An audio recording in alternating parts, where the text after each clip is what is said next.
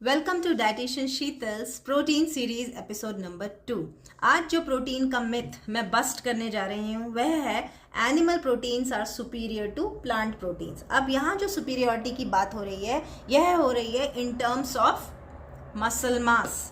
तो जो हमारा स्केलेटल मसल है यह प्रोटीन का रिजर्वॉयर होता है, इसीलिए हमें अपने स्केलेटल मसल को प्रिजर्व करके रखना है, मेंटेन करना है, और ताकि इसमें जो नए प्रोटीन बन सके। एज के साथ सार्कोपीनिया जब आता है उसका मतलब यही होता है कि आपका मसल मास कम हो रहा है, मस्कुलर स्ट्रेंथ कम हो रही है। तो एनिमल प्रोटीन को क्यों सुपीरियर माना जाता है? ऐसा क्या होता है एनिमल प्रोटीन में जो प्लांट प्रोटीन में नहीं होता या बहुत कम मात्रा में होता है? तो एनिमल प्रोटीन के अंदर एक ऐसा एसेंशियल अमीनो एसिड है जिसका नाम है लूसीन, जो कि प्लांट प्रोटीन्स में बहुत कम मात्रा में होता है। अगर आप एक सिंगल फूड लेंगे तो हो सकता है जो आपकी डेली रिक्वायरमेंट है लूसीन की वह पूरी ना हो, लेकिन उसकी भी स्ट्रेटजी है। प्लांट प्रोटीन को किस तरीके से कंज्यूम करना है ये मैं अपनी आने वाली वीडियोस में आपको बताऊंगी। अब ये जो लूसीन है ये ऐसा क्या करता है? लूसीन आपकी मसल में मसल प्रोटीन सिंथेसिस को और इसका जो केमिकल पाथवे है एमटॉर केमिकल पाथवे उसको ट्रिगर करता है।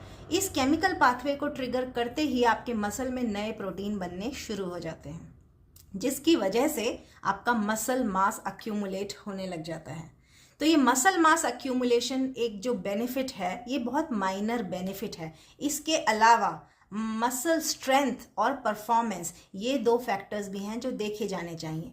तो आज मैं आपको बताती हूँ कि 30 रैंडमाइज कंट्रोल ट्रायल्स की गई और जिनका कंक्लूजन ये निकला कि दोनों ही ग्रुप्स में मसल स्ट्रेंथ और परफॉर्मेंस में कोई सिग्निफिकेंट डिफरेंस नहीं था, जो ये दर्शाता है कि प्लांट प्रोटीन्स इंफीरियर नहीं है एनिमल प्रोटीन से। आई होप जितने वेजिटेरियंस हैं या लैक्टोवो वेजिटेरियंस हैं या वीगन्स भी हैं उनको ये सुनकर खुशी हुई होगी थोड़ी बहुत। और भी मैं बहुत सारे एडवांटेजेस प्लांट प्रोटीन के अपने आगे आने वाली वीडियोस में बताती हूँ। अगर ये जानकारी यूजफुल लगी तो इसको ज़रूर शेयर करें। Thank you.